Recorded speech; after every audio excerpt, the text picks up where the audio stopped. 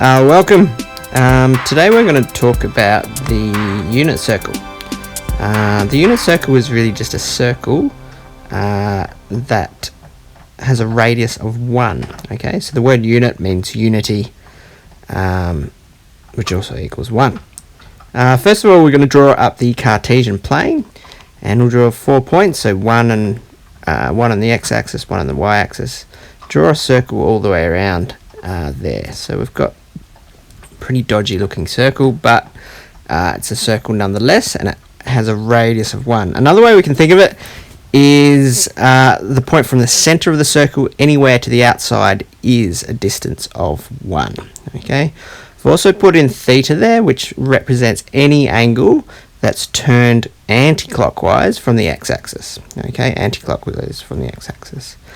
And here in green you can see that will represent the x coordinate for the position of that dot on the circle, and the red will represent the kind of the position in the y.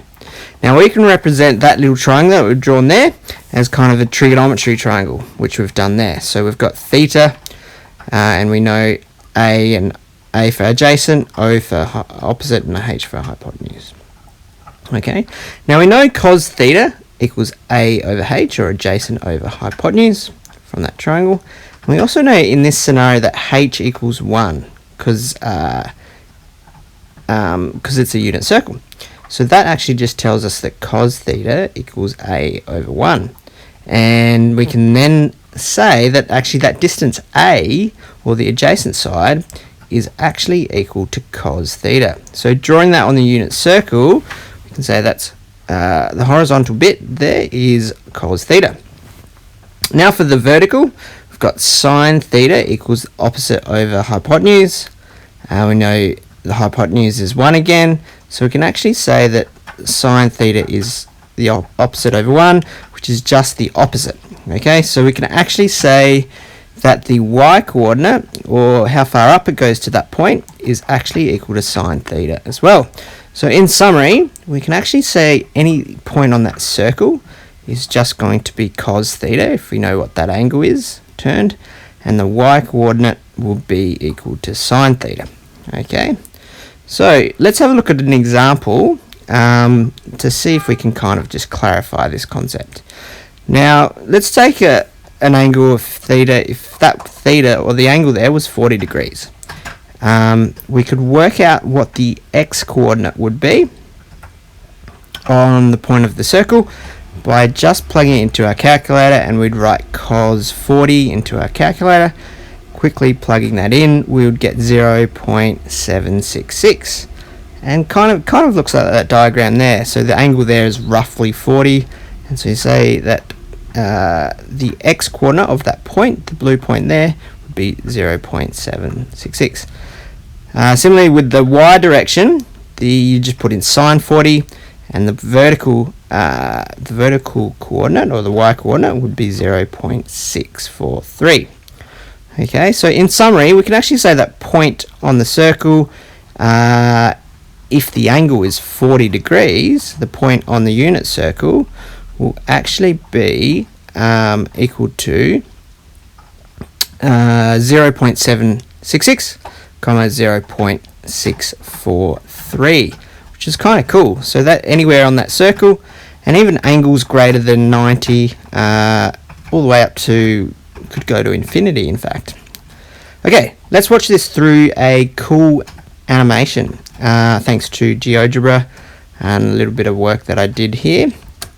Now we can see we've just done this again, so the radius of 1, and the theta, or the angle, is just getting bigger and bigger. So here we've got an angle of roughly 100, maybe 50 or so. It's turning and turning. We've got an angle of 180 now. Turning. So this takes us around to 270, and then further along we'll get to 360. So 0 is actually equal to 360, which could also be equal to 720 or even 1080. Okay. Alright, let's have a look at what happens to sine and cosine. So as the angle goes to 90, the sine value gets bigger and bigger, but the cos value gets smaller and smaller. Passing here, we can see the cos value. This is actually a negative cos value. And then the sine value reduces back down to 0 as we approach 180 degrees. Okay, further and further along, we can kind of see this going up to 270 degrees. In that quadrant, or that quarter of the circle, sine and cos was negative. Okay, so we keep turning around here and we get back to 360. Now, cool other thing here, now I'm not going to explain it in this video, but tangent, the word tangent actually to a circle actually means kind of the parallel line that just touches a circle. And this tangent line that you can see is, if you were to put tan of the theta, you'd actually get that length there, which is pretty cool. So tan of 180 is actually 0, and then we keep going around. Tan of 270 or tan of 90 as well will actually be undefined. We can't actually work out the value of that because it's never actually meets that x-axis there, which is a pretty cool, neat thing as well.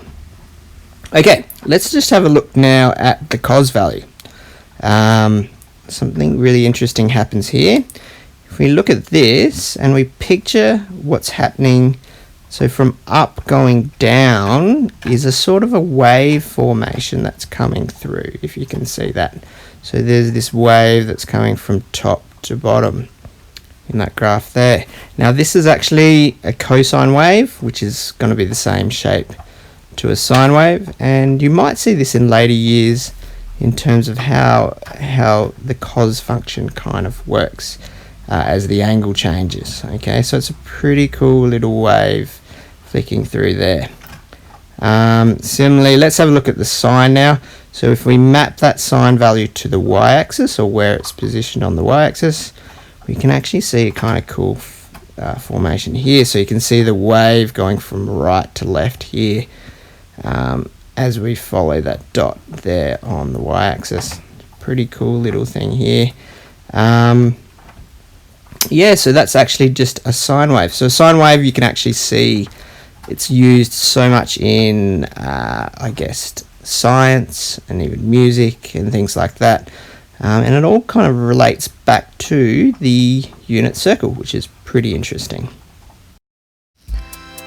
Thank you for watching today's video on the unit circle. The unit circle is really just a different way of thinking about trigonometry, the sine, cosine and tangent functions. Please subscribe to these videos. I really appreciate it. It's very much appreciated if you subscribe. Definitely add some comments as well, or questions that you've got in the spaces below. Cool. See you later next time.